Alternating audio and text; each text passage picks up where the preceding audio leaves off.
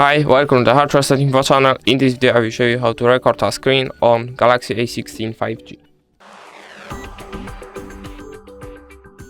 So open your Play Store and then tap on search and search for screen recording.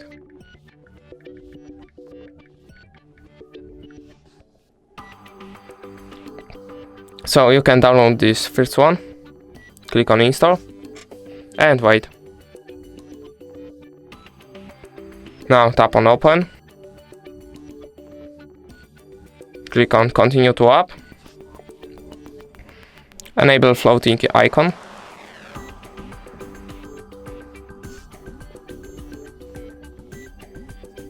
and enable this, then go back,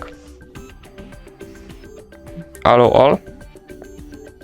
all, then click on set and click on record.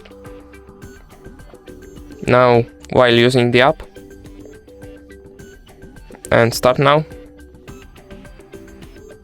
and now your screen is recording. You can click here and tap this square icon to pause recording. And that's it for the video. Thanks for watching. Bye.